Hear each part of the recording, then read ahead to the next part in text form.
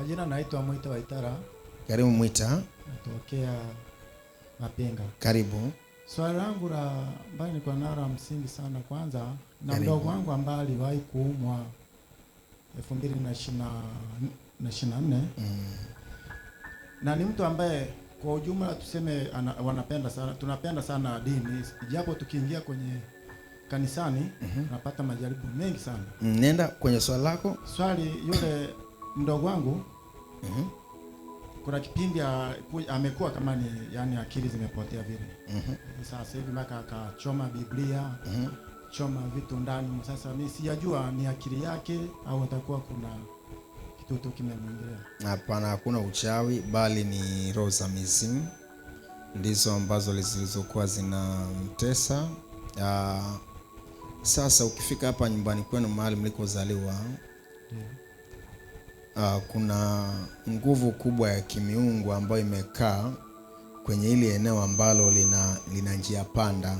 Ukitoka kwenye hii nyumba ya kwenu, upande huu wa kulia, upande huu kuna njia ambayo iko hapa, alafu imejichora katikati hivi. Si ni sawa? Unaweza tuambia zaidi? Pale, kama ni kweli unasema ni kweli hiyo kitu naongea. Ni kweli pale nyumbani ambako tulihamishwa, kwa sababu tulikuwa pamoja familia nzima ya babu, lakini tukapelekwa chini kidogo kwenye bonde la maji hivi.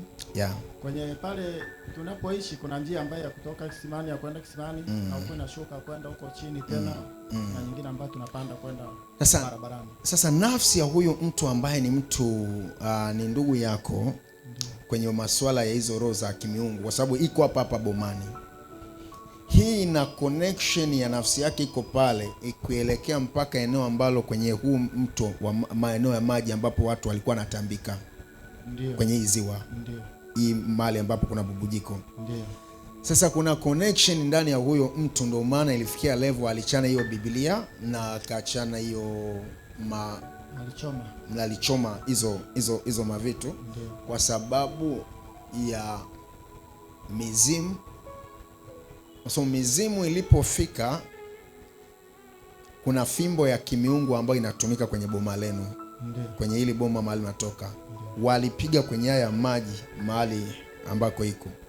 Baada ya hapo walipopiga kwenye maji, ghafla ile roho, kwa sababu roho zote za watu wa ukoo ziko kwenye hii kitu, ikatoka ile roho ikaja ikakaa mazingira haya ambayo yanahinja. Hapana.